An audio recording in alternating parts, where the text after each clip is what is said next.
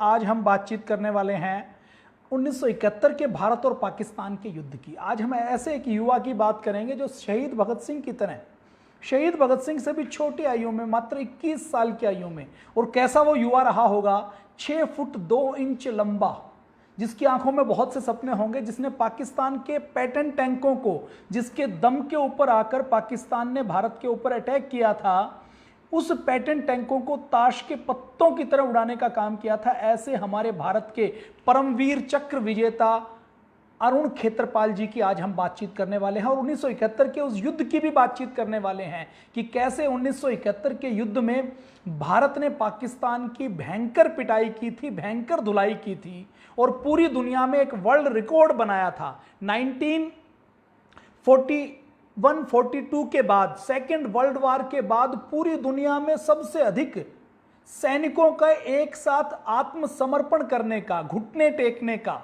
पीठ दिखाने का इससे बड़ा और कोई उदाहरण नहीं है। Guinness book of world record में दर्ज है कि पाकिस्तान की सेना के 93,000 सैनिकों ने एक साथ अपने घुटने भारत के वीर सैनिकों के सामने झुकाए थे, टिकाए थे। तो ये भारत की सेना के लिए बहुत गर्व और गौरव की बात है, भारत के सेना के पराक्रम की बात है। और आज अरुण खेत्रपाल जी की जयंती है, उनका स्मृति दिवस है, तो आज हम उनको नमन करते हैं, उनको वंदन करते हैं और भारतीय सेना की वीर गाथा की आज हम बातचीत करने वाले हैं कि भारतीय सेना कितनी वीर है, भारतीय सेना की वीर गाथा क्या है, ये आज हम बातचीत करने वाले हैं। देखिए, अरुण खेत्रपाल जी, जिनको परमवीर चक्र मिला, मात्र 6 महीने उनको ज्वाइन किए हुए थे। 6 महीने के बाद उनकी पोस्टिंग कर दी गई और जब पोस्टिंग कर दी गई तो उनकी हिम्मत और हौसला देखिए। वो जब अपने बेस कैंप से जब उनको पता लगता है कि आपकी जम्मू कश्मीर के मोर्चे के ऊपर आपकी ड्यूटी लगा दी गई है, तो वो अपनी पार्टी की ड्रेस रखते हैं और अपनी गोल्फ की स्टिक रखते हैं। किस लिए रखते हैं? वो कहते हैं कि लाहौर के अंदर गोल्फ कोर्स बहुत अच्छा है, गोल्फ क्लब बहुत अच्छा है, ग्राउंड बहुत अच्छा है, अब मुझे लाहौर जीतकर लाहौर के गोल्फ कोर्स के ऊपर गोल्फ खेलना है। इतने कॉन्फिडेंट वो थे। मोर्चे के ऊपर भेजे जा रहे हैं, 6 महीने हुए हैं ट्रेनिंग खत्म हुए। तो ऐसे वीर की आज कहानी के बारे में हम बातचीत करने वाले हैं, जो हमारे शहीदों की, क्रांतिकारियों की ऐसी कहानियां हमें प्रेरणा देने का काम करेंगे, हमारे जीवन को आगे बढ़ाएंगी। तो देखिए, भारत की आज़ादी के इन लगभग 73 सालों के इतिहास में भारत के ऊपर 1948 से लेकर 1962 के अंदर, 1965 के अंदर, 1971 के अंदर और उसके बाद सियाचिन के अंदर और उसके बाद फिर 1999 के अंदर युद्ध छोपा गया। उस युद्ध में भारत ने किस प्रकार से अपनी वीरता, अपना पराक्रम दिखाया है और कैसी भारतीय सेना, जो दुनिया की सेकंड सबसे बड़ी सेना है, उस सेकंड सबसे बड़ी सेना ने अपना पराक्रम दिखाते हुए एक अनुशासन की नई पराकाष्ठा पूरी दुनिया के सामने दिखाई है। तो अब हम बात करते हैं 1971 के युद्ध की। देखिए, 1971 के आसपास हुआ क्या, 1970 में पाकिस्तान में चुनाव हुए। देखिए, उससे पहले एक पूर्वी पाकिस्तान था, एक पश्चिमी पाकिस्तान था।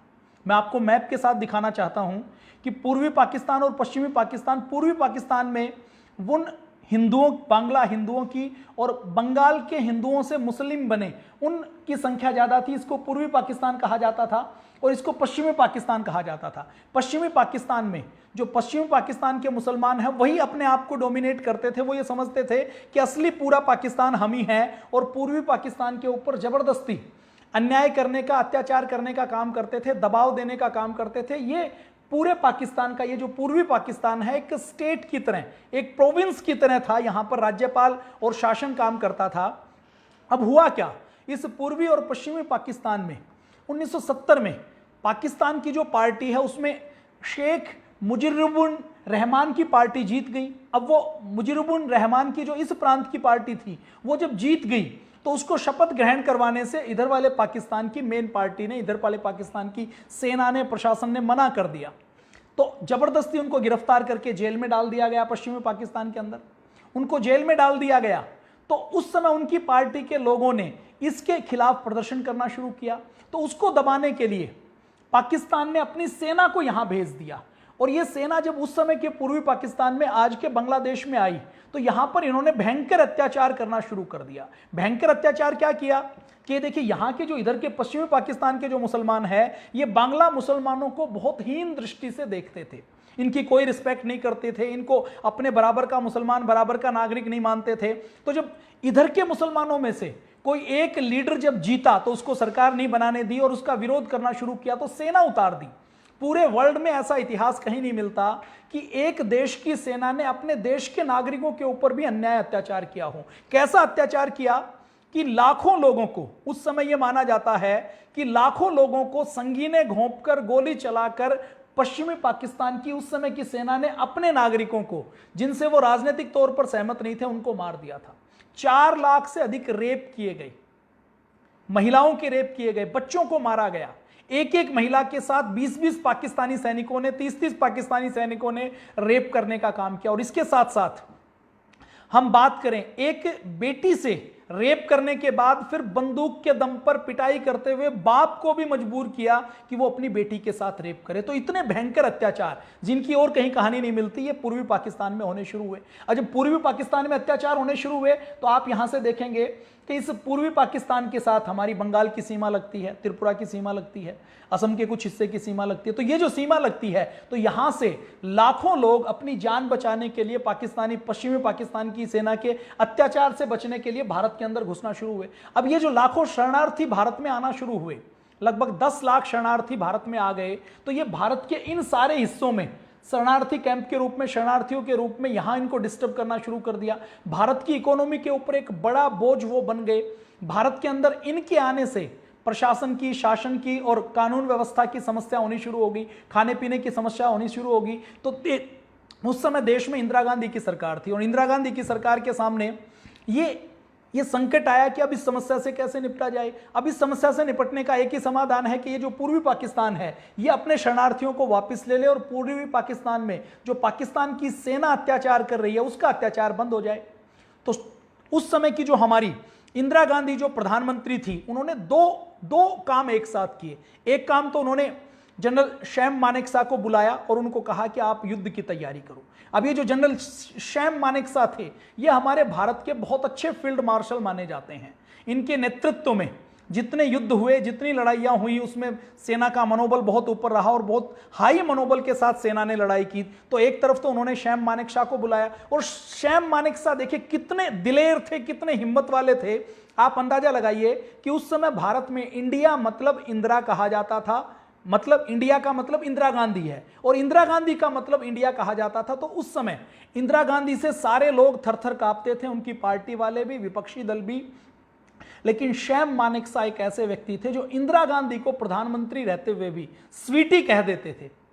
उनका लेवल उतना बड़ा था, उनका कद उतना बड़ा था। तो इंदिरा गांधी ने उनको बुलाया, उनको तैयारी करने के लिए कहा।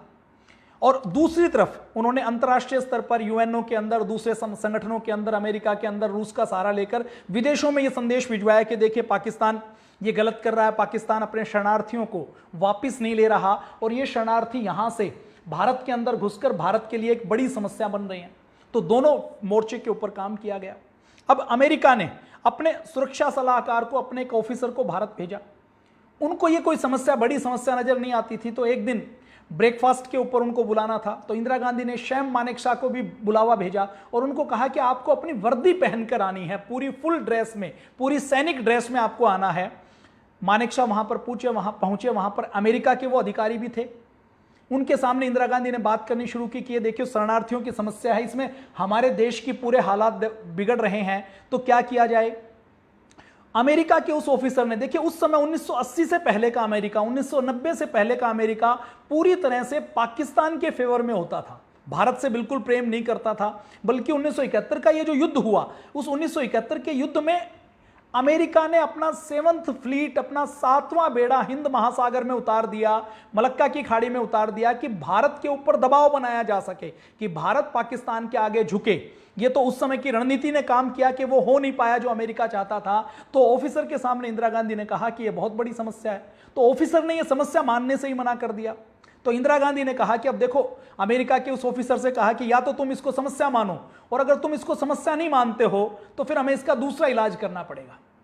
तो उस ऑफिसर ने, उस समय अमेरिका ये मानता था कि भारत तो बहुत दब्बू है, भारत तो कुछ कर नहीं सकता। और 1962 का युद्ध देखिए, चीन के साथ हमें पीछे हटना पड़ा था। भारत की स्थिति कोई बहुत मजबूत नहीं थी, भारत के अंदर अपने आप में बहुत सारी समस्याएं थी, हथियारों के बल पर भी हम बहुत ज्यादा मजबूत नहीं थे। लेकिन इंदिरा गांधी ने कहा कि यदि आप कुछ नहीं करेंगे, मतलब यदि अमेरिका कुछ नहीं करेगा, तो ये जो मेरे फील्ड मार्शल हैं, मेरे जनरल हैं सैम मानेकशॉ, ये करेंगे।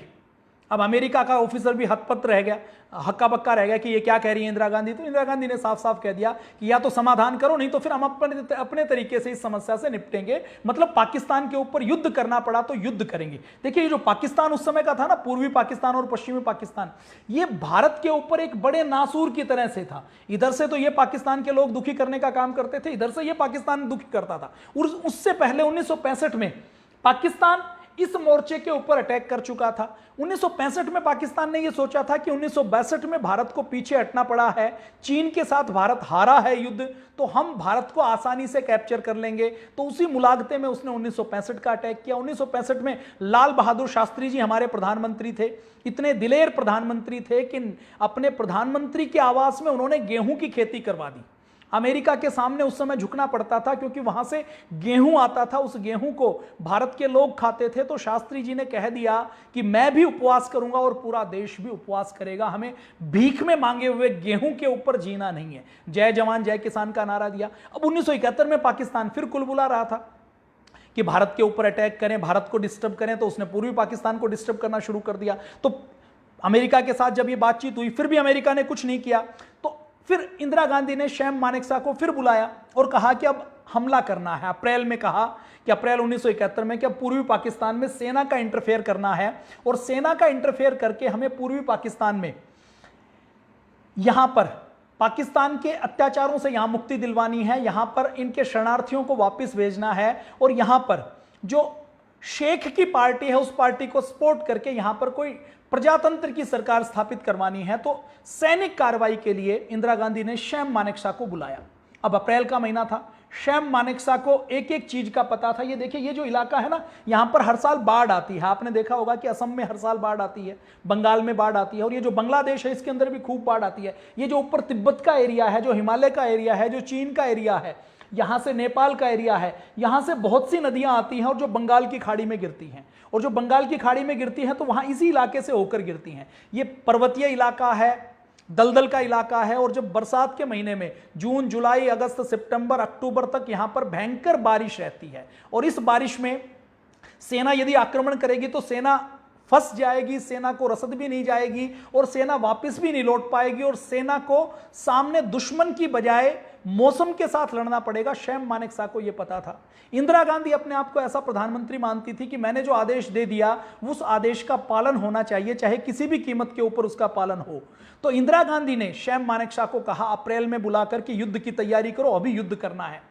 सैम मानेकशॉ सारी सिचुएशन को जानते थे। देखिए, आज ऐसे ऑफिसर मिलने बड़े मुश्किल हैं, ऐसे अधिकारी मिलने जिनके अंदर इतना कॉन्फिडेंस हो और जो प्रधानमंत्री को मना कर सके। तो सैम मानेकशॉ ने कहा कि अभी युद्ध नहीं हो सकता। किसी जनरल की हिम्मत नहीं होती थी कि इंदिरा गांधी के सामने ऐसा कह दे, लेकिन सैम मानेकशॉ ने कह दिया कि अभी युद्ध नहीं हो सकता, अभी युद्ध करेंगे तो हम फंस जाएंगे। दो समस्याएं सेना के सामने हैं। एक तो मौसम है, जो पूर्वी बंगाल का, पूर्वी पाकिस्तान का जो मौसम है, इस मौसम में हम यदि बरसात के मौसम में युद्ध करने के लिए गए तो 100% हमें पीछे हटना पड़ेगा, हमारी हार होगी। और दूसरा, हमारे भारत के अंदर जो हमारे भारत के पुराने टैंक हैं, इनके मॉडिफिकेशन का काम चल रहा है, तो हथियारों के तौर पर भी हम तैयार नहीं है। तो इंदिरा गांधी मानी नहीं। तो सैम मानेकशॉ ने कहा कि मैं तो ये आपका आदेश मानूंगा नहीं, आप चाहें तो मेरा इस्तीफा ले सकते हैं। और उन्होंने अपना इस्तीफा इंदिरा गांधी के सामने प्रस्तुत कर दिया। तो हार कर इंदिरा गांधी को मानना पड़ा, कहना पड़ा कि जैसा आप चाहते हैं वैसी तैयारी करिए। तो सैम मानेकशॉ ने कहा कि ये जो 6 महीने का समय है, हम नवंबर के बाद दिसंबर में जब पूरा मौसम ठीक हो जाएगा, नदियां शांत हो जाएगी, नाले शांत हो जाएंगे, आने जाने के रूट खुल जाएंगे, तो उस समय हम आक्रमण करेंगे। उससे पहले हम वहां पर पूर्वी पाकिस्तान में तैयारी करते हैं। तो उस समय रा को एक्टिवेट किया गया, भारत की सेना को एक्टिवेट किया गया, और जो शेख की पार्टी थी उस पार्टी के लोगों को वहां की मुक्ति वाहिनी के नाम से एक पूर्वी पाकिस्तान की सेना बनाई गई। उस सेना को प्रशिक्षण देने का काम हमारी भारत की जासूसी संस्था रिसर्च एंड एनालिसिस विंग ने किया। इसके साथ साथ उस पूर्वी पाकिस्तान के बंगाल की कुछ ऐसी यूनिट, सेना की यूनिट, जो उनके पश्चिमी पाकिस्तान के सेना के अत्याचारों से त्रस्त थी, उन्होंने विद्रोह कर दिया। तो उस यूनिट को भी मिला लिया गया और उसके साथ नई भर्ती करके मुक्ति वाहिनी को हथियार देने का काम, इजराइल से हथियार मंगवाए गए, दूसरे देशों से हथियार मंगवाए और भारत की सेना ने हथियार देकर पूर्वी पाकिस्तान में मुक्ति वाहिनी नाम की एक सेना खड़ी की कि दिसंबर में जब हम आक्रमण करने के लिए जाएं तो पाकिस्तान से लड़ने के लिए, इस पूर्वी पाकिस्तान से लड़ने के लिए इस पूर्वी पाकिस्तान के लोग ही उस सेना से लड़ाई करें तो भारत की सेना की लड़ाई बहुत आसान हो जाएगी। इस पूर्वी पाकिस्तान को कैप्चर करना, इसको आजाद करवाना बहुत आसान हो जाएगा। तो इस रणनीति के ऊपर काम किया गया। तो मुक्ति वाहिनी को प्रशिक्षण देने का काम शुरू हो गया। अरुण खेत्रपाल जी की, जिनकी आज हम बात करने वाले हैं, उनके बारे में आज हम बात करेंगे कि कैसे ताश के पत्तों की तरह उन्होंने लड़ाया था। और देखिए, इधर पाकिस्तानी के जो लोग हैं, पश्चिमी पाकिस्तान के लोग हैं, वहां के राजनेता हैं, वो ऐसा समझ रहे थे कि हम तो भारत को कुचल देंगे। और उस समय उनको ऐसा लगता था कि हम क्रश इंडिया कर देंगे। क्रश इंडिया मूवमेंट चलती थी, लोग मार्च निकालते थे। और उस समय 1971 में भी पाकिस्तान को यह लगता था कि 1965 में तो किसी तरह भारत जीत गया, पाकिस्तान को हार का सामना करना पड़ा, ताशकंद का समझौता हो गया, अब तो हम इंडिया को पूरी तरह से कुचल देंगे। और देखिए 1967 के आसपास, उसी समय इजराइल का 6 अरब देशों के साथ युद्ध हुआ था। तो इजराइल ने अपनी एयरफोर्स का प्रयोग करके 6 के 6 अरब देशों की एयरफोर्स को 2 दिन के अंदर पंगु कर दिया था। तो पाकिस्तान भी अपने आप को इजराइल समझने लगा था। उसने ये सोचा कि हम भी ऐसे ही इजराइल की तरह करेंगे और अटैक करके, जो पूरी दुनिया में एक बड़ा एग्जाम्पल इजराइल का है, वैसा करेंगे तो हम भारत को घुटनों के बल ला देंगे, उसकी सारी एयरफोर्स की कमर को तोड़ देंगे। तो ये सारी तैयारियां होती रही। मुक्ति वाहिनी की तैयारी को शुरू कर दिया गया। मुक्ति वाहिनी में पाकिस्तान राइफल के बंगाली सैनिकों ने बगावत की, उसकी पैरामिलिट्री ने, ईस्ट बंगाल रेजिमेंट ने बगावत की, उसको भी मुक्ति वाहिनी में शामिल कर लिया गया। नई भर्ती शुरू कर दी गई। अभी भारत अटैक करने की तैयारी कर रहा था। भारत की उस समय जासूसी का तंत्र बहुत मजबूत था। भारत के जासूसी तंत्र ने एक सूचना दी भारत की सरकार को कि 1 दिसंबर के आसपास पाकिस्तान भारत के एयरफोर्स के स्टेशन के ऊपर, पाकिस्तान, इस पश्चिमी पाकिस्तान के पास जो एयरफोर्स के स्टेशन लगते हैं, उन एयरफोर्स के स्टेशन पर अमृतसर के ऊपर, पठानकोट के ऊपर, फरीदकोट के ऊपर, श्रीनगर के ऊपर, हलवारा के ऊपर, अंबाला के ऊपर, आगरा के ऊपर, जोधपुर, जामनगर, सिरसा और सरवासा, लगभग 450 किलोमीटर तक अंदर आकर पाकिस्तान एयरफोर्स स्टेशन के ऊपर हमला करने वाला है। और अपने ऑपरेशन को पाकिस्तान ने नाम दिया ऑपरेशन चंगेज खान, कि पाकिस्तान ऑपरेशन चंगेज खान चलाने वाला है, अंदर आकर वो हमला करेगा। 1 दिसंबर की हमले की यह रिपोर्ट थी। अब 1 दिसंबर को पूरे लड़ाकू जहाजों को छुपा दिया गया, डम्मी जहाज एयरफोर्स स्टेशन के ऊपर रख दिए गए और भारत ने अपनी तैयारी कर ली थी। भारत खुद भी 4-5 दिसंबर को हमला करने वाला था और भारत को जब यह खुफिया रिपोर्ट मिली कि पाकिस्तान पहले हमला कर रहा है, तो भारत ने इसको बड़ा अच्छा समझा कि पाकिस्तान पहले हमला करेगा तो अंतर्राष्ट्रीय समुदाय के सामने हमारे पास तो मौका रहेगा, हम कह देंगे कि पहले पाकिस्तान ने हमला किया है इसलिए हमें उत्तर देना है, तो हमारे सामने तो एक वैलिड रीजन रहेगा कि युद्ध क्यों शुरू हुआ।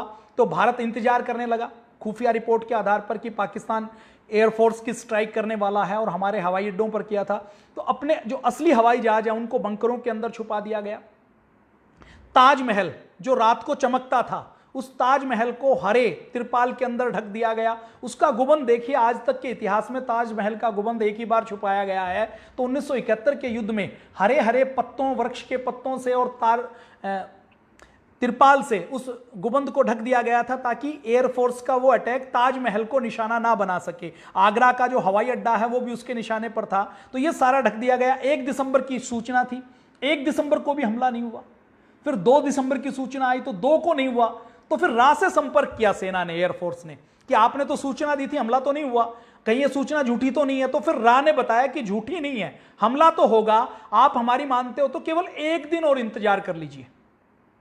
एयरफोर्स खुद पाकिस्तान के ऊपर अटैक करने वाली थी, लेकिन बहुत जब बात हुई, रा ने कहा, राफ के चीफ ने कहा, तो उन्होंने कहा कि ठीक है, अंतिम 3 दिसंबर की रात को हम इंतजार करते हैं। 3 दिसंबर की रात को यदि हमला नहीं होता है तो फिर 4 दिसंबर से नई कुछ प्लानिंग बनानी पड़ेगी। अब 3 दिसंबर की रात को पाकिस्तान ने ऑपरेशन चंगेज खां लॉन्च किया। उसमें पाकिस्तान ने रात को, जब भारत हमला करने वाला था, भारत के हमला करने की प्लानिंग से 6 घंटे पहले पाकिस्तानी हवाई जहाज अमृतसर में, पठानकोट में, फरीदकोट में, श्रीनगर में, अंबाला में, आगरा में, उत्तरलाई में, जोधपुर में, जामनगर में, सिरसा में, सरवासा में आए, घुसे और बमबारी की।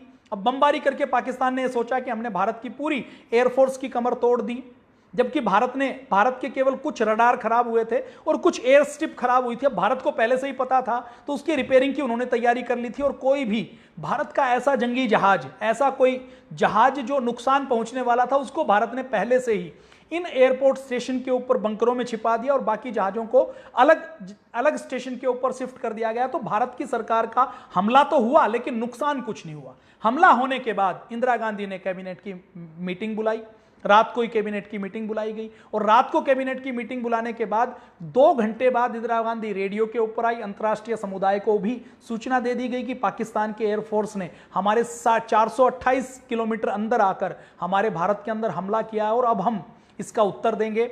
और रेडियो के ऊपर घोषणा कर दी कि पाकिस्तान के साथ युद्ध शुरू हो चुका है और 3 दिसंबर को ऐसे पाकिस्तान के साथ युद्ध हुआ। पाकिस्तान ने अपनी गलती से सारा ठीकरा अपने सिर फुड़वाया और पाकिस्तान की जितनी बेइज्जती, जितनी इंसल्ट इस युद्ध में हुई है, अगर कोई सरकार होती, दूसरा कोई देश होता तो चुल्लू भर पानी में डूब मरता।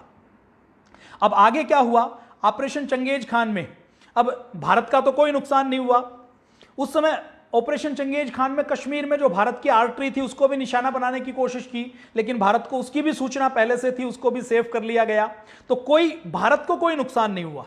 अब अगले दिन भारत ने हवाई हमले शुरू किए तो ढाका के अंदर अपने पैराट्रूपर्स को उतार दिया गया।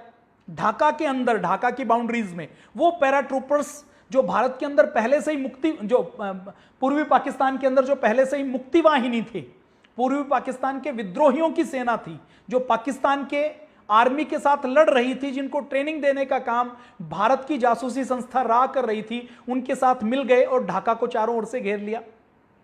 अब इधर पाकिस्तान ने अपनी नौसेना को तैयार रखने के लिए सोचा ही था कि भारत की नौसेना ने 5 दिसंबर को कराची की बंदरगाह के ऊपर हमला कर दिया, जमकर बमबारी की, कराची की बंदरगाह को तहस नहस कर दिया। जितने उसके नेवल शिप थे उन नेवल शिप को तहस नहस कर दिया और एक तरीके से पाकिस्तान की पूरी नेवी को पंगु कर दिया। एयरफोर्स ने अटैक किया तो एयरफोर्स को पंगु कर दिया। पाकिस्तान के लोग, ये देखिए यहां जो कराची की बंदरगाह है, कराची की बंदरगाह को छोड़कर वो ग्वादर की बंदरगाह जो एक आम सिविलियन व्यापारिक बंदरगाह थी, वहां पर छोटा पोर्ट था, सारे लोग दुम दबाकर भागकर वहां पर छिप गए थे। अब आईएनएस विक्रांत उस समय भारत के पास होता था। एक फिल्म आई थी गाजी अटैक के नाम से, आपने नहीं देखी हो तो आप देख लीजिएगा, अच्छी कहानी है उसके अंदर। उस गाजी नाम की एक पनडुब्बी जो अमेरिका ने पाकिस्तान को दी थी, सेकेंड वर्ल्ड वॉर में अमेरिका ने उसको प्रयोग किया। जब अमेरिका ने अच्छी पनडुब्बी बना ली तो उस गाजी को पाकिस्तान को लीज पर दे दिया कि तुम्हारा मन करे तो बाद में खरीद लेना।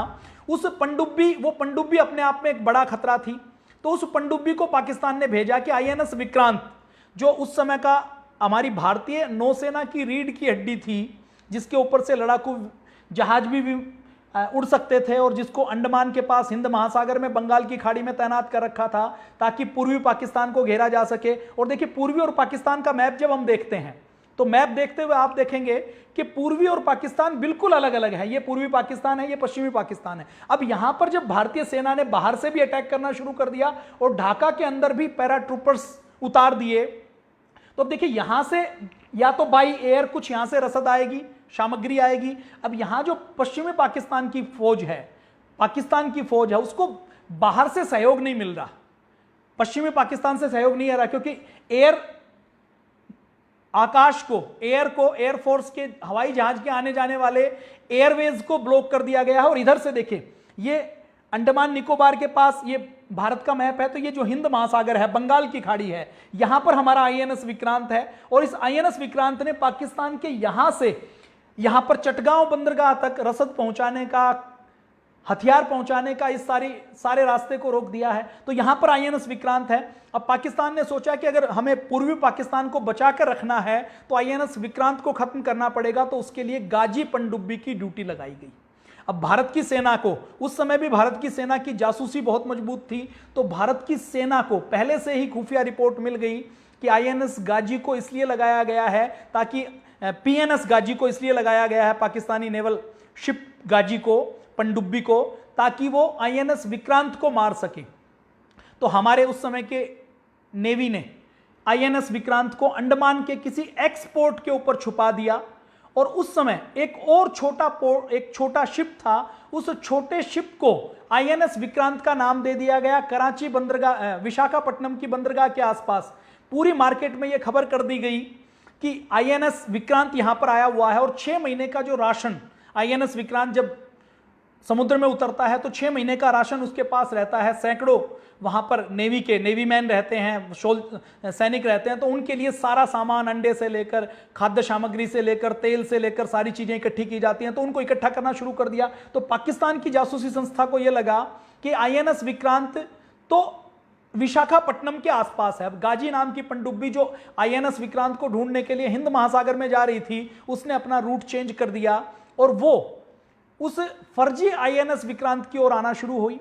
फर्जी आईएनएस विक्रांत की ओर हमला करने के लिए आना शुरू हुई तो भारत पहले से ही तैयार था। भारत ने उस पीएनएस की, पाकिस्तान नेवल शिप गाजी को समुद्र के अंदर डुबो दिया। एक बड़ा खतरा टल गया।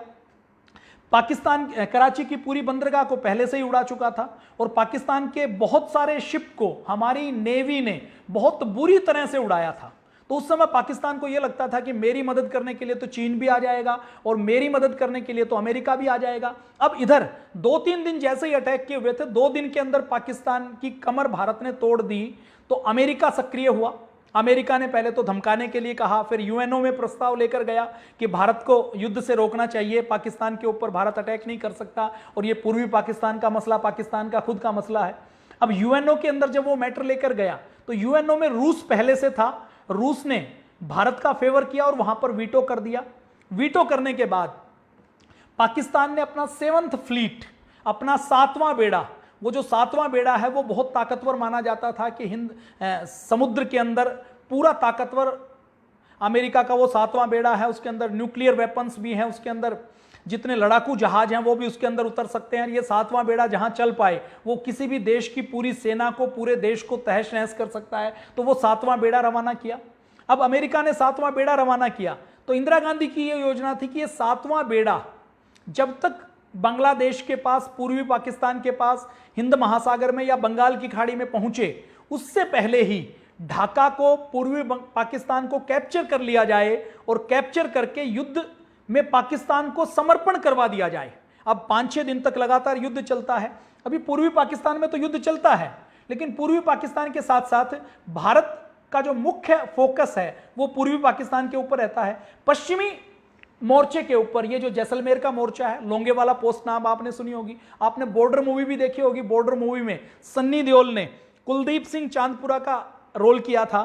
कुलदीप सिंह चांदपुरा के साथ जो हमारे गुरु गोविंद सिंह जी कैसे खालसा पंथ तैयार करते हैं, कैसे सेनानी तैयार करते हैं, उसका एक एग्जाम्पल है। तो सन्नी देओल ने इन कुलदीप सिंह चांदपुरी का रोल किया था। अभी हमारे दिमाग के अंदर इतनी धूल जम गई है कि बॉर्डर में हमें सन्नी देओल का नाम तो याद है, लेकिन सन्नी देओल ने किस ऐसे वीर सैनिक का रोल किया था, वो सैनिक कौन था, मेजर कुलदीप सिंह चांदपुरा जी, उनको हम भूल जाते हैं। उनको शायद मैंने भी पढ़ा तो मुझे याद आया। मेरे जैसा व्यक्ति जो सामाजिक क्षेत्र में सक्रिय रहता है, जिसको परमवीर चक्र सारे विजेताओं के नाम याद हैं, उनको भी लोंगेवाला पोस्ट के ऊपर हमारे सेना बॉर्डर मूवी में जिनके जो नायक के रूप में थे उनका नाम क्या था वो मुझे याद करना पड़ता है। तो भारत के दूसरे युवाओं की स्थिति तो आप समझ सकते हैं। तो ये मेजर कुलदीप सिंह चांदपुरा जी, ये 120 सैनिकों के साथ, मैप दिखाओ, 120 सैनिकों के साथ यहां जैसलमेर से जब हम आगे जाते हैं तो जैसलमेर से पाकिस्तान के बॉर्डर के पास एक तनोट माता का मंदिर है जहां पर गोले गिरे थे लेकिन वो गोले फटे नहीं थे, और उसी के पास पर लोंगेवाला पोस्ट है। इस लोंगेवाला पोस्ट के ऊपर केवल हमारे 120 सैनिक जमे हुए थे और उस समय वहां इस लोंगेवाला पोस्ट के ऊपर वहां के लोगों ने, पाकिस्तान ने वहां पर मोर्चा खोल दिया कि अब यहां तो वो जा नहीं सकते, यहां से सेना भी यहां नहीं जा सकती, रसद भी नहीं जा सकती। तो पाकिस्तान ने क्या सोचा कि भारत यहां पर उलझा हुआ है, भारत का ध्यान यहां पर है, तो हम यहां से लड़ाई शुरू कर देते हैं। तो पाकिस्तान ने लोंगेवाला की पोस्ट पर,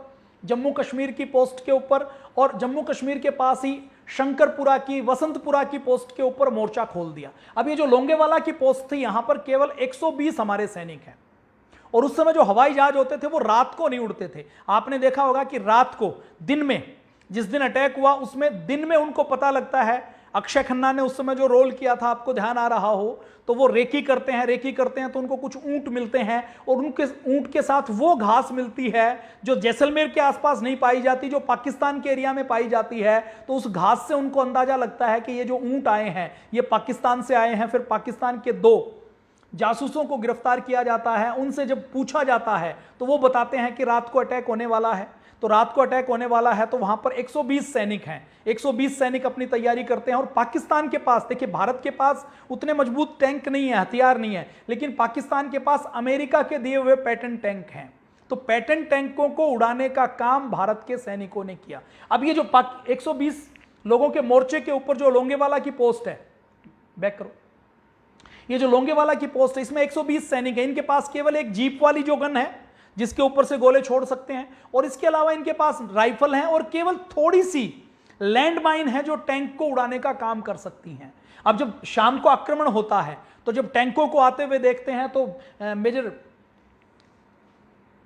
कुलदीप सिंह जी वो अपने सैनिक, अपने वरिष्ठ अधिकारियों को कहते हैं कि हमें क्या करना चाहिए। उनके अधिकारियों को जब पता लगता है कि पाकिस्तान का बड़ा अटैक है और पाकिस्तान की योजना यह है कि पाकिस्तान का ब्रिगेडियर वहां पर अटैक कर रहा है और उसकी योजना यह है कि वो रात को ये फतेह करके वो जैसलमेर में तो रात का डिनर करेंगे और सुबह का नाश्ता दिल्ली में करेंगे, मतलब सुबह तक उनकी योजना है कि दिल्ली तक पहुंच जाएं। तो इस योजना के साथ हजारों सैनिकों के साथ वो आक्रमण कर रहे हैं और अपने केवल 120 सैनिक कर। ये जैसलमेर का एरिया इतनी दूर है कि यहां पर तत्काल हम सैनिक सहायता भेज भी नहीं सकते। तो जो वरिष्ठ अधिकारी हैं वो कुलदीप सिंह चांदपुरा जी से कहते हैं कि वापस लौट जाओ, क्योंकि 120 सैनिक है, मरी जाएंगे और रोक भी नहीं पाएंगे, तो फालतू में प्राण देने की कोई आवश्यकता नहीं है। तो मेजर कुलदीप सिंह चांदपुरा जी मना कर देते हैं। वो कहते हैं कि हम खालसा पंथ के हैं, हमें गुरु गोविंद सिंह जी ने तैयार किया है, गुरु तेग बहादुर ने तैयार किया है, हम सिर कटवा सकते हैं लेकिन पीठ नहीं दिखा सकते। तो वो कहते हैं हम यहीं पर मरेंगे और यहीं पर रोकेंगे और जीत कर दिखाएंगे। तो वो वहीं पर जम जाते हैं। वो आपने बॉर्डर मूवी देखी है, उसमें आपको ध्यान है कि किस प्रकार से ट्रंच खोदते हैं, फिर किस प्रकार से लैंड माइन्स लगाते हैं। और जब लैंड माइन्स कम पड़ जाते हैं, क्योंकि केवल 4-5 की संख्या में लैंड माइन्स हैं, टैंक बहुत ज्यादा संख्या में है, तो उस समय मेटल डिटेक्टर जो मैग्नेटिक होते थे वो देखते थे कि जमीन के अंदर कहीं कोई धातु तो नहीं दबी हुई। जो धातु दबी होती थी उसको वो लैंड माइन डिटेक्टर ये मानते थे कि माइंस इसके अंदर है। तो वो उन 3-4 माइंस को ऐसे बिछाते हैं कि पहले जो बिछाते हैं उसमें टैंक आता है तो टैंक उड़ जाता है, तो टैंक आगे बढ़ने रुक जाते हैं और रुकने के बाद फिर वो लैंड को क्लियर करने के लिए अपना समय लगाते हैं। तो वहां का ब्रिगेडियर कहता है कि सारे लैंड को क्लियर किया जाए और लैंड को क्लियर करने के लिए उनको रात भर का समय लगने वाला है। तो वो जो उस समय उनके खाने के टिफिन हैं, उनके जो बर्तन हैं, धातु की और जो चीजें हैं, वो लैंड माइंस की तरह 3-4 फीट खोदकर वो जमीन के नीचे दबा देते हैं। पाकिस्तान की आर्मी लैंड माइंस डिटेक्ट करने के लिए उसको डिटेक्ट करती है और डिटेक्ट करने में कई घंटे उनके नष्ट हो जाते हैं। वो दूर से, आपने बॉर्डर मूवी में भी देखा होगा कि भारत की सेना यहां है, टैंक थोड़ी दूर पर रुके हुए हैं। वो इसीलिए रुके हुए हैं कि टैंकों को यह लगता है कि बीच में माइंस हैं और माइंस को क्लियर करने से रोकने के लिए इधर से गोली चला रहे हैं, वो उधर से गोली चला रहे हैं और उसी में वो रात गुजरती है। उसी रात की पूरी कहानी उस बॉर्डर की मूवी में है। वो लोंगेवाला की सच्ची कहानी है। तो लोंगेवाला के ऊपर हमारे 120 सैनिक डटे रहते हैं और पाकिस्तान के पैटर्न टैंकों को ध्वस्त करने का काम करते हैं। जो लोंगेवाला में हुआ वैसा ही एक और मोर्चा था जिस मोर्चे को जाना जाता है शंकरगढ़ का मोर्चा, जम्मू कश्मीर के पास का मोर्चा, जिसको बसंतपुरा का मोर्चा भी कहा जाता है। ये आप देख रहे हैं ना, ये जो शंकरगढ़ है ये पाकिस्तान में है। यहां पर जम्मू है, यहां पर पठानकोट है, यहां पर गुरदासपुर है, यहां पर बटाला है, यहां पर अमृतसर है। और अमृतसर के ये जो यहां वाला मोर्चा है ये यहीं पर लोंगेवाला का युद्ध हुआ था। अब लोंगेवाला के बाद यहां पर पाकिस्तान ने यहां पर एक और मोर्चा खोला कि हम यहां से मोर्चा करके इस पठानकोट वाला, ये देखिए यहां से हम कब्जा करके इस जम्मू कश्मीर को पूरा काट देंगे। इस हिमाचल के रास्ते, इस पंजाब के रास्ते, पठानकोट के रास्ते, ये सारे हाईवेज के ऊपर कब्जा करके शंकरगढ़ के रास्ते ये काटने के लिए पाकिस्तान योजना बनाता है। अब इधर से भारत की सेना भी शंकरगढ़ के मोर्चे के ऊपर लाहौर को कैप्चर करने की योजना बनाती है। अब यहीं पर इसी मोर्चे के ऊपर अरुण खेत्रपाल जी की ड्यूटी लगती है। आगे बातचीत करते हैं। तो अब यूएसए 7वां बेड़ा भेज देता है। अब यूएसए 7वां बेड़ा भेजता है तो बदले में रूस अपने 40वें बेड़े को भेज देता है। यूएसए के बेड़े के पास भी न्यूक्लियर वेपन्स होते हैं, तो रूस के बेड़े के पास भी न्यूक्लियर वेपन्स होते हैं। तो इसके बीच में इंदिरा गांधी एक योजना बनाती है। वो योजना बनाती है कि जब तक यूएसए का 7th फ्लीट बंगाल की खाड़ी में पहुंचे और इंटरनेशनल लेवल के ऊपर यूएसए दबाव बनाकर जबरदस्ती युद्ध रोकना चाहे, उससे पहले हम पूरे ढाका को, पूरे पूर्वी पाकिस्तान को कैप्चर कर लेते हैं और इस पूर्वी पाकिस्तान को आजाद करवा देते हैं, तो हमारे दुश्मन पाकिस्तान की कमर टूट जाएगी और ये हिस्सा अलग होकर नया एक देश बन जाएगा। तो छोटा देश बनेगा तो भारत के लिए खतरा कम हो जाएगा। देखिए, अभी भारत को बांग्लादेश से ज्यादा खतरा नहीं है, भारत को पाकिस्तान से ज्यादा खतरा है। क्यों? क्योंकि बांग्लादेश एक छोटा सा देश है। अब ये छोटा सा देश है तो ये अपनी जरूरतों को पूरी करने में लगा रहता है, ये युद्ध नहीं करना चाहता। और बांग्लादेश की मानसिकता भी बंगाल से मिलती जुलती है। इनकी जो संस्कृति है बांग्ला लोगों की, ये बंगाल की संस्कृति से मिलती जुलती संस्कृति है। तो एक दुश्मन खत्म हो जाएगा। तो भारत ने ये योजना बनाई हुई थी। तो इस योजना के लिए देखिए, उस समय बंगाल में, इस पूर्वी पाकिस्तान में, जो इस पश्चिमी पाकिस्तान का एक प्रोविंस की तरह था, एक स्टेट की तरह था, एक राज्य की तरह था, उस समय राज्यपाल होता था। तो भारत ने चारों ओर से अटैक करना शुरू कर दिया और इधर ढाका के अंदर भी पैराट्रूपर्स उतार दिए। ढाका के अंदर पैराट्रूपर्स उतारने के बाद आप देखिए पाकिस्तान किस प्रकार से, पाकिस्तान की कमजोरियां क्या थी कि पाकिस्तान के सेना अध्यक्ष नियाजी को उस समय 2 दिन बाद पता लगता है कि ढाका को भी चारों ओर से घेर लिया गया है। तो इससे ज्यादा शर्म की बात और कोई नहीं हो सकती। तो अब रूस का 14th फ्लीट आ जाता है, वो यूएसए और रूस आपस में उलझ जाते हैं। इधर भारत को और थोड़ी सी तैयारी मिलती है और थोड़ा सा समय मिलता है। तो 13 दिसंबर आते आते हमारे सेना अध्यक्ष जनरल मानेकशॉ बार बार पाकिस्तान को, पूर्वी पाकिस्तान को कहते हैं कि आप आत्मसमर्पण कर दो, ढाका को तीनों ओर से घेर लिया गया है। लेकिन फिर भी ढाका के अंदर जो उस समय के पाकिस्तान के गवर्नर होते हैं वो मानते नहीं है। अब 14 दिसंबर को दोपहर को 3:30 बजे भारत के एयरफोर्स को एक सूचना मिलती है। भारत की एयरफोर्स यही नॉर्थ ईस्ट में है, 2 से 3 मिनट का रास्ता है ढाका का। तो भारत की एयरफोर्स को सूचना मिलती है कि केवल 5 मिनट का समय है और 5 मिनट में एक यहां के गवर्नर और पूर्वी पाकिस्तान के जितने भी वरिष्ठ अधिकारी हैं उन सब की एक मीटिंग होने वाली है। मीटिंग कहां होने वाली है? गवर्नर हाउस में होने वाली है। अब गवर्नर हाउस का मैसेज मिलता है एक स्क्वाड्रन को, इंडियन एयरफोर्स को। अब गवर्नर हाउस कहां पर है, उसके लॉन्गिट्यूड लैटिट्यूड क्या है, एयरफोर्स का जो स्क्वाड्रन लीडर है वो ये पूछता है। तो वो कहते हैं कि हमें एग्जैक्ट नहीं पता ये कहां पर है, ये जो गेस्ट हाउस है ये कहां पर है, ये हमें एग्जैक्ट नहीं पता। गवर्नर हाउस के कहीं आसपास है, 10-15 मिनट के, 10-15-20 किलोमीटर के आसपास। और उनको एक टूरिस्ट मैप दे देते हैं। देखिए, एयरफोर्स जब अटैक करती है तो एयरफोर्स के अटैक करने वाला जो मैप होता है वो अलग होता है। एयरफोर्स का जब हवाई जहाज उड़ता है तो वो लॉन्गिट्यूड लैटिट्यूड की कैलकुलेशन करने के साथ उड़ता है और उसी के साथ वो मिसाइल या गोले दागते हैं। लेकिन उनको केवल टूरिस्ट मैप दे दिया जाता है। अब ढाका के टूरिस्ट मैप से हवाई जहाज की स्पीड से कोई जज नहीं कर सकता कि कहां पर ये गेस्ट हाउस हो सकता है। लेकिन फिर भी हमारी एयरफोर्स के अधिकारी उड़ान भरते हैं और जो एयरफोर्स के उस समय के स्क्वाड्रन लीडर हैं वो उनके साथ जो लड़ाकू जहाज जाते हैं उनको बताते नहीं है कि हमें एग्जैक्ट नहीं पता कि हमला कहां करना है। वो कहते हैं कि ठीक है हमला करना है, लेकिन हमें अभी आपको पता लग जाएगा, हम उड़कर फ्लाई करके जाएंगे और जहां हमला करना है वहां पर मैं आपको बताऊंगा। तो स्क्वाड्रन लीडर को पता था कि यदि मैं ये कहूंगा कि हमें टारगेट नहीं पता तो ये हो सकता है उड़ने के लिए मना कर दें, और उड़ने के लिए मना कर दें तो जो 3:30 बजे मीटिंग होने वाली है हो सकता है वो मीटिंग खत्म हो जाए। तो वो बताते नहीं है, फ्लाई कर जाते हैं। फ्लाई करते हैं तो वायरलेस के ऊपर ढाका पहुंचने के बाद उनको एक संदेश मिलता है। वो गेस्ट हाउस को अटैक करने वाले हैं, तभी एक उनको खुफिया संदेश मिलता है कि स्थान बदल दिया गया है। अब जो मीटिंग होने वाली है गवर्नर की और दूसरे ऑफिसर्स की, वो गेस्ट हाउस में नहीं होने वाली, अब गवर्नर हाउस में होने वाली है। अब गवर्नर हाउस के लिए भी उनके पास केवल टूरिस्ट का मैप है। लेकिन भारतीय सेना का दमखम देखिए, भारतीय सेना की हिम्मत देखिए उन जवानों की कि उन्होंने उसी टूरिस्ट मैप के आधार पर गवर्नर हाउस को, लोकेशन के आधार पर, सरकारी बिल्डिंग के आधार पर कि गवर्नर हाउस जो अंग्रेजों के बनाए हुए हैं उनके बाहर आसपास बगीचा बहुत होता है, बीच में सफेद रंग की अच्छी सी इमारत होती है, तो उसके आधार पर ढाका में उन्होंने गवर्नर हाउस को ढूंढा। वहां पर उन्होंने बमबारी शुरू की। तो गवर्नर की जान तो नहीं गई, लेकिन काफी लोग मारे गए। और जब गवर्नर हाउस के ऊपर हमला किया गया तो उसके बाद उस समय जो पाकिस्तान की सेना के वहां पर जो ऑफिसर थे और जो उस समय के प्रशासन को चलाने के लिए गवर्नर थे, उनकी फिर रही सही कमर टूटी। कमर टूटने के बाद अब उनको पीछे से रसद भी नहीं मिल रही है, पीछे से उनको अटैक हो रहा है। चटगांव की जो बंदरगाह है यहां पर, उसको पूरी तरह से तबाह कर दिया गया है, गाजी को डुबो दिया गया है। और उसके बाद फिर जो हमारे मेजर जनरल शैम मानेकशॉ है, वो शैम मानेकशॉ उनको कहते हैं कि अब आत्मसमर्पण कर दो। आत्मसमर्पण नहीं करोगे, अभी देखिए उस समय ढाका के आसपास कहते हैं कि तीनों ओर से घेरा हुआ है, लेकिन ढाका के आसपास जो इंडियन आर्मी है वो बहुत थोड़ी संख्या में है, 2 से 3 हजार की संख्या में है। और जो पाकिस्तान की, पश्चिमी पाकिस्तान की सेना है, वो उस समय भी 30,000 थी।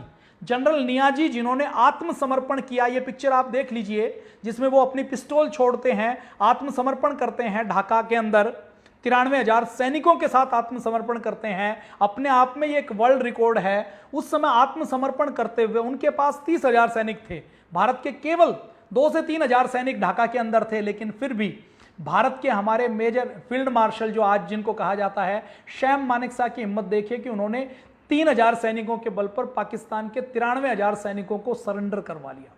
तो पाकिस्तान ने 16 दिसंबर को सरेंडर कर दिया। और ये भारत के इतिहास के लिए, भारत की सेना के लिए, हर एक भारत के जवान के लिए बहुत गर्व और गौरव की बात है कि केवल 13 दिन में पूरी दुनिया का सबसे बड़ा सरेंडर करवाने का काम भारत की सेना के सिर के ऊपर यह सेहरा बनता है। अब भारत की जीत हुई, भारत की जीत हुई, तो उस जीत में भारत के राजनीतिक नेतृत्व, इंदिरा गांधी जी के डिसीजन का भी बहुत बड़ा योगदान है। देखिए, हम किसी राजनीतिक पार्टी के ना तो निंदक हैं, ना हम किसी राजनीतिक पार्टी के चापलूस हैं। हम जो ठीक बात है वो कहेंगे। इंदिरा गांधी ने बहुत अच्छे तरीके से लड़ाई लड़ी, बहुत अच्छी तरीके से स्टेप उठाया। इंदिरा गांधी ने स्टेप उठाते हुए, लड़ाई लड़ते हुए डिसीजन लिया, पाकिस्तान को तोड़ने का काम किया, दुश्मन को तोड़ने का काम किया, ये बहुत अच्छा किया। लेकिन जब समझौता हुआ, अब समझौते की बात करेंगे कि कैसे जीते हुए युद्ध को हमने हारा।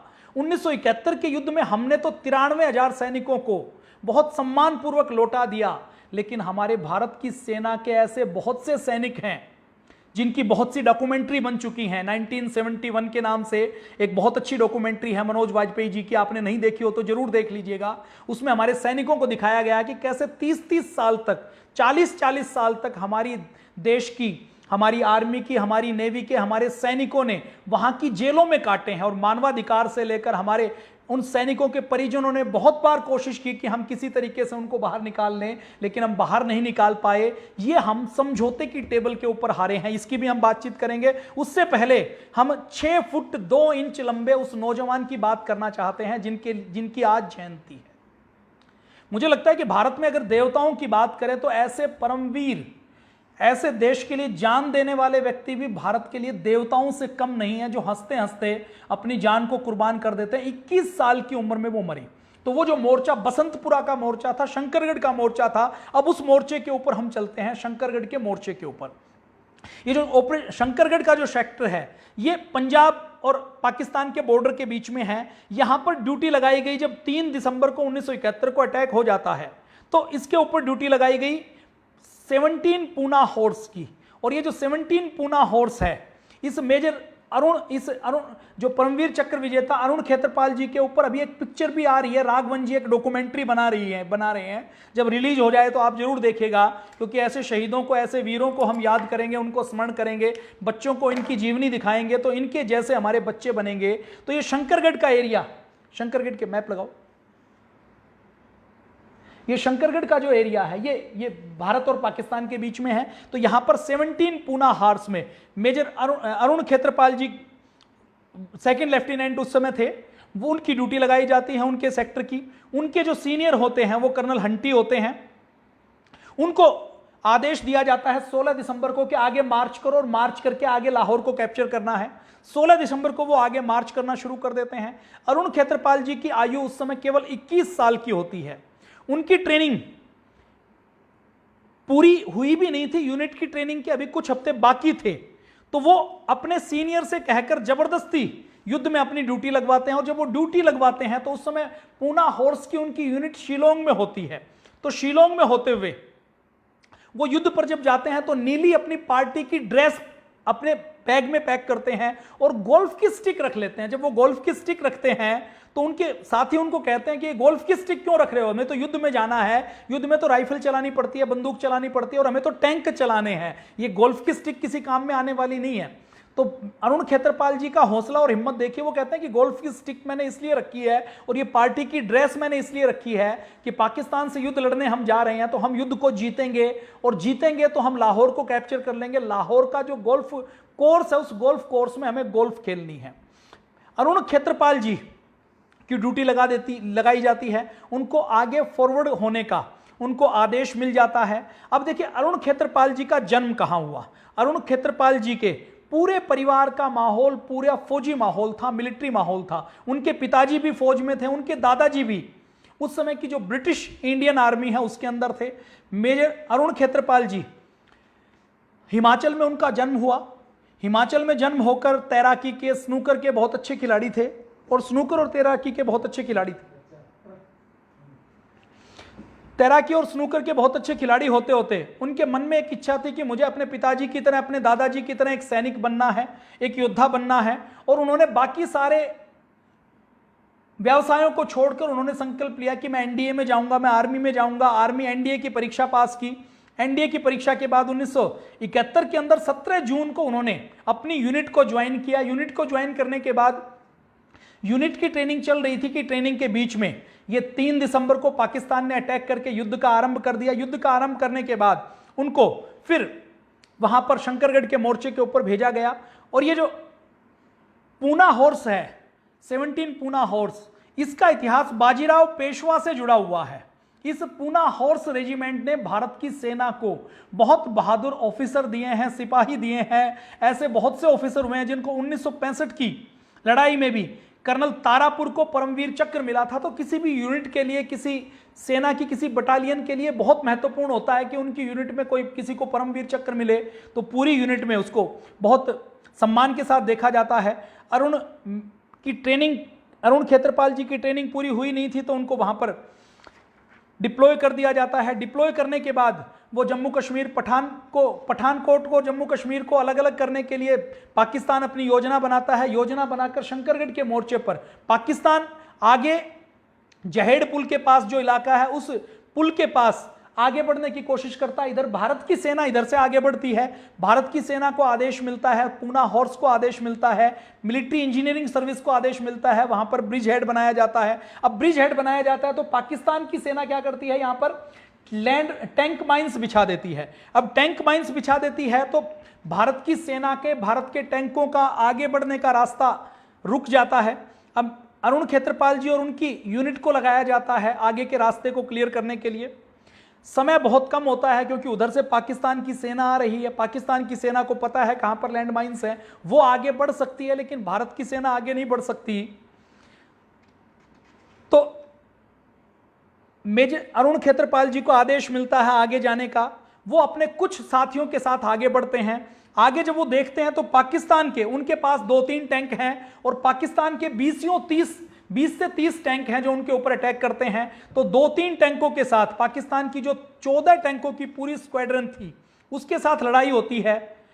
अरुण खेत्रपाल जी के साथी टैंक ध्वस्त हो जाते हैं, अरुण खेत्रपाल जी का टैंक बचता है। एक टैंक के सामने पाकिस्तान के 14 टैंक होते हैं। अरुण खेत्रपाल भिड़ जाते हैं। भिड़ने के बाद लड़ाई होती है तो अरुण खेत्रपाल के टैंक में आग लग जाती है। तो वायरलेस के ऊपर अरुण खेत्रपाल जी को संदेश मिलता है कि तुम्हारे टैंक में आग लग चुकी है, सामने 14 टैंक हैं, तुम वापस लौट आओ। लेकिन लोंगेवाला की पोस्ट की तरह कुलदीप सिंह चांदपुरी की जगह अरुण खेत्रपाल जी भी कहते हैं कि मैं वापस नहीं लौटूंगा। उनका जो कर्नल हंटी है वो वायरलेस के ऊपर टच में है, वो कहते हैं कि नहीं, 14 टैंकों के सामने जान देने का कोई फायदा नहीं है, वापस लौटो। तो अरुण खेत्रपाल जी वायरलेस का स्विच ऑफ कर देते हैं कि अब तो मरना है तो यहीं पर मरना है, और मरना है तो मारकर मरना है। अब 14 टैंकों में से कितने टैंकों को हम मार सकते हैं उतने टैंकों को हम मारेंगे। और रेडियो सेट को ऑफ करके उनके साथ जो उनके टैंक के अंदर, देखिए एक तो ऑफिसर रहते हैं और एक टैंक को ऑपरेट करने वाला रहता है। तो उनके साथ जो उनको ऑपरेट करने वाले नत्थू सिंह हैं वो अभी भी जीवित हैं। और नत्थू सिंह अपनी अभी भी इंटरव्यू देते हुए ये कहते हैं, वो कहते हैं, जो बाद में रिसालदार मेजर बन गए, नागौर के एक गांव में रहते हैं, वो ये कहते हैं कि अरुण खेत्रपाल जी इतने बहादुर थे कि उनको भुलाया नहीं जा सकता। अभी भी रात को वो मेरे सपने में आते हैं और जब मुझे जलते हुए टैंक दिखाई देते हैं तो उस समय मुझे अरुण खेत्रपाल की अभी भी आवाज सुनाई देती है कि कम ऑन नत्थू फायर। वो इतने बहादुर थे कि वो मरे नहीं है, वो तो सदा जीवित रहते हैं। ऐसे उनके साथ उस जलते हुए टैंक में जो उनके ड्राइवर थे वो नत्थू सिंह कहते हैं। अब लड़ाई होती है। अब अरुण खेत्रपाल जी जीतने के लिए नहीं लड़ रहे होते, अरुण खेत्रपाल जी तो शहीद होने के लिए लड़ रहे होते हैं और अपने सामने जो 14 टैंक हैं उन 14 टैंकों में से 13 टैंकों को उड़ा देते हैं। अब एक टैंक सामने है, अरुण खेत्रपाल जी का टैंक तो जल चुका है लेकिन टैंक की जो तोप है, जो गन है, वो काम कर रही है। तो 2 टैंक आमने सामने हैं, दोनों टैंक गोला छोड़ते हैं। अब जो पहले निशाना ले लेगा, गोला छोड़ देगा, वो बच जाएगा। तो सामने वाले टैंक भी फायर करता है, अरुण खेत्रपाल के टैंक से भी फायर होता है। अरुण खेत्रपाल का टैंक क्योंकि डैमेज हो चुका है तो निशाना उतना सटीक नहीं लगता, सामने वाले टैंक से गोला आता है और अरुण खेत्रपाल जी घायल हो जाते हैं। घायल होकर वो नीचे गिर जाते हैं। नत्थू सिंह ने घायल अरुण खेत्रपाल जी को टैंक से उतारते हैं, वो पानी मांगते हैं, पानी पिलाते हैं और उसके बाद अरुण खेत्रपाल जी शहादत दे देते हैं। लेकिन शहादत देते देते वो लगभग 13 पाकिस्तानी टैंकों को उड़ा देते हैं। अपने आप में ये बहुत बड़ी विजय थी। उस मोर्चे के ऊपर यदि अरुण खेत्रपाल जी इतनी बहादुरी नहीं दिखाते तो शायद पाकिस्तान की आर्मी अंदर घुस जाती और पठानकोट के मोर्चे पर यदि जम्मू कश्मीर को काट देती तो भारत की स्थिति उतनी मजबूत नहीं रहती जितनी मजबूत यहाँ। भारत का एक हिस्सा यदि पाकिस्तान के पास होता और पाकिस्तान का एक हिस्सा हमारे पास होता तो 93,000 सैनिक फिर सरेंडर नहीं करते। तो 16 दिसंबर को अरुण खेत्रपाल जी अपनी शहादत दे देते हैं और शहादत देने के बाद अरुण खेत्रपाल जी को जो असाधारण बहादुरी दिखाते हैं उसके लिए उनको परमवीर चक्र दिया जाता है। और देखिए, युद्ध में जान देने से परमवीर चक्र नहीं मिलता, कोई चक्र नहीं मिलता। सैनिक का धर्म माना जाता है कि युद्ध के अंदर वो बलिदान दे सकता है, शहादत दे सकता है। परमवीर चक्र, महावीर चक्र, ये चक्र उन्हीं को मिलते हैं जो असाधारण वीरता दिखाते हैं। मतलब जो युद्ध में लड़ते लड़ते कई बार मरते हैं, कई बार मरने जितनी बहादुरी दिखाते हैं, उनको ये मिलता है। अब एक और बहुत बहुत रोचक किस्सा है। अरुण खेत्रपाल जी की बहादुरी इतनी थी कि पाकिस्तान की सेना ने भी अरुण खेत्रपाल की बहादुरी को नमन किया, बहादुरी को सलाम किया। अब अरुण खेत्रपाल जी की डेथ होने के बाद उनके पिताजी ब्रिगेडियर MS खेत्रपाल के मन में, वो क्योंकि पाकिस्तान के रहने वाले थे, 1971 में ये युद्ध होता है। 1971 के युद्ध के 10-15 साल बाद उनके पिताजी ब्रिगेडियर MS खेत्रपाल के मन में एक बार इच्छा होती है कि मैं पाकिस्तान में जो सरगोधा नाम की एक जगह है जहां पर खेत्रपाल का खानदान रहता था, जो 1947 में भारत आ गया था, उसको देखने के लिए जाऊं। अब ब्रिगेडियर MS खेत्रपाल जो अरुण खेत्रपाल के पिताजी हैं वो पाकिस्तान में वीजा लेकर जाते हैं। अब वीजा लेकर जाते हैं तो 81 साल के उनके पिता उस समय 81 साल के हो जाते हैं। 1971 के युद्ध के भी 30 साल बाद जाते हैं। तो 81 साल के वो जब लाहौर में पहुंचते हैं तो वहां पर एक पाकिस्तानी ब्रिगेडियर उनको मिलता है। वो उनका स्वागत करता है और ब्रिगेडियर स्वागत करते हुए कहता है कि आप अरुण खेत्रपाल जी के पिताजी हैं, आपका बेटा सेना में था, मैं भी सेना में हूं और आप एक बहादुर सैनिक हैं और पहले तो भारत पाकिस्तान एक ही था, तो आप मेरे घर पर रुकें। अब अरुण खेत्रपाल के पिताजी ब्रिगेडियर MS खेत्रपाल जी वो समझ तो जाते हैं कि कुछ ना कुछ तो इसमें मामला है, ये जो मुझे अपने घर पर बुला रहे हैं, तो वो उनके घर पर रुकते हैं। खूब उनका परिवार उनकी आव भगत करता है, खूब उनको घुमाते हैं, फिराते हैं, उनके जगह पर लेकर जाते हैं। फिर जब अगले दिन सुबह जब अरुण खेत्रपाल जी के पिता को इंडिया लौटना था तो लौटते हुए एक रात पहले जब दोनों बातचीत करते हैं, ब्रिगेडियर नासिर और ब्रिगेडियर MS खेत्रपाल जो अरुण खेत्रपाल जी के पिताजी हैं, तो ब्रिगेडियर नासिर कहते हैं कि आपका बेटा बहुत बहादुरी के साथ लड़ा। अब MS खेत्रपाल सोचते हैं कि नासिर को क्या पता। फिर नासिर उनको युद्ध के और किस्से सुनाते हैं कि उन्होंने कैसे टैंक चलाया, कैसे पाकिस्तान के 13-14 टैंकों को उड़ाया और किस प्रकार से लास्ट में एक टैंक के गोले लगने से उन्होंने अपनी शहादत दी। और नासिर ने कहा कि इस वीरता पर मैं भी आपके बेटे को बहुत याद करता हूं और बहुत फर्क करता हूं।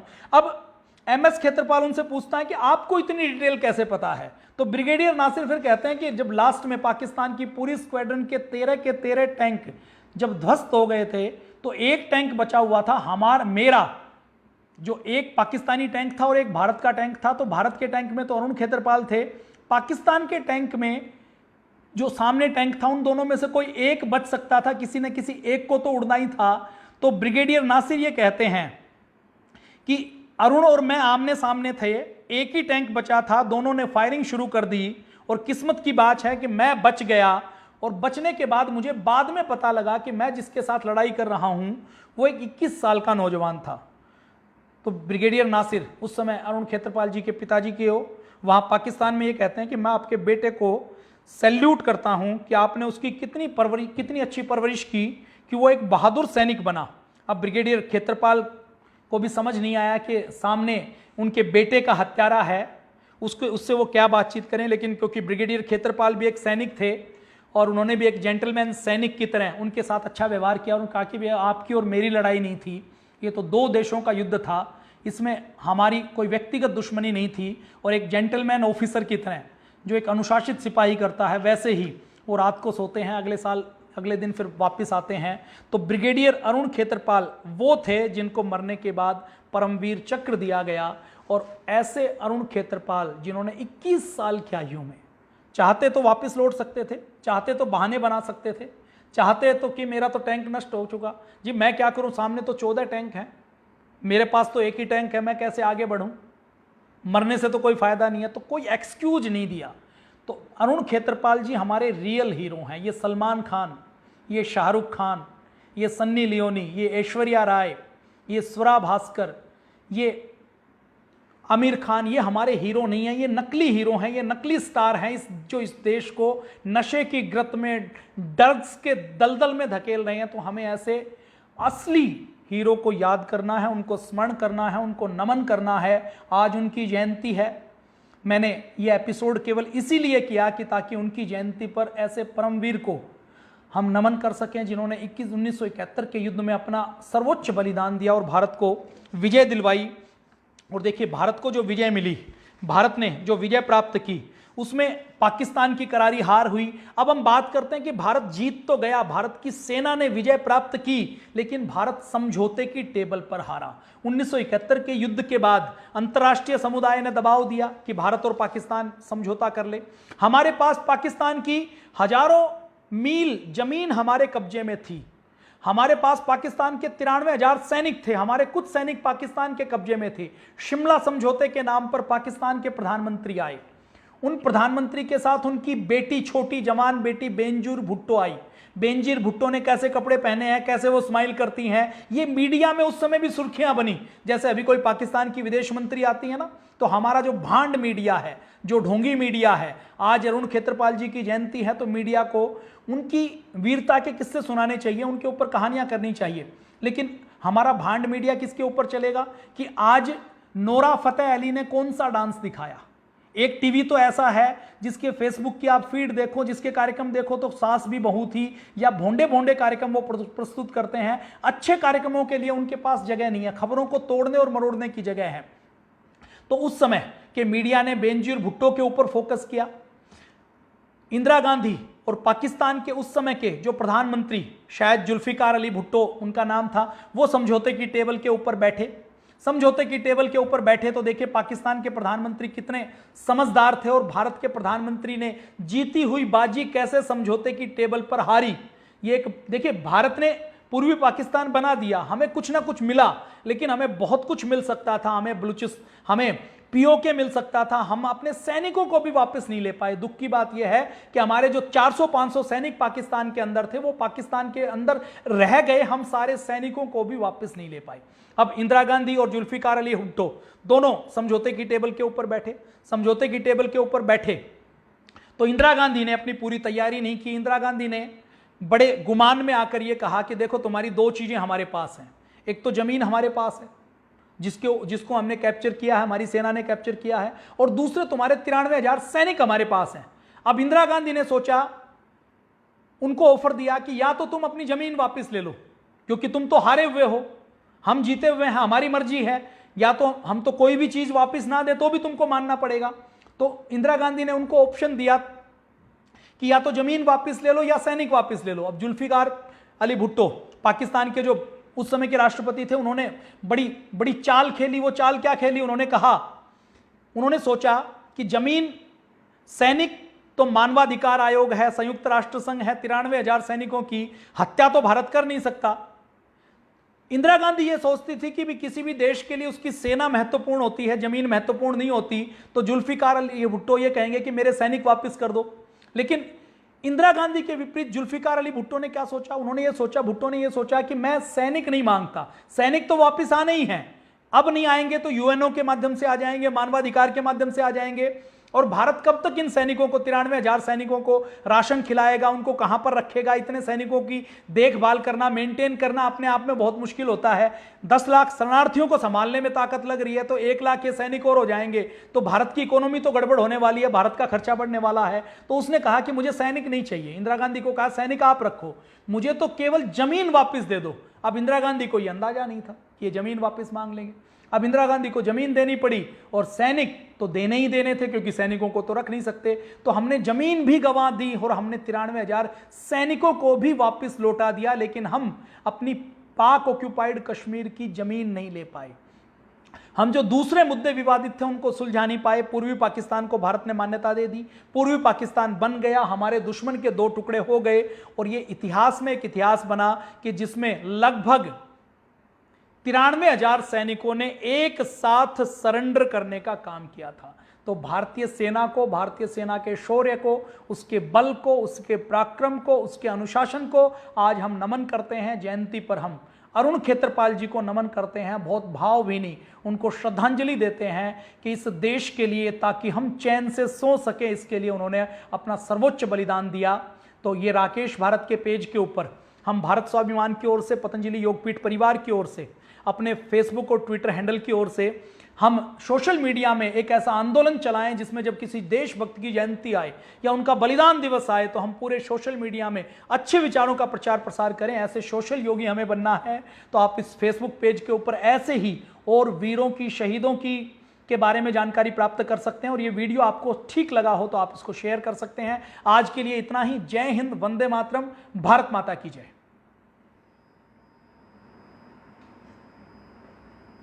रुक जाओ, मैं अपलोड करता हूँ। हाँ बस।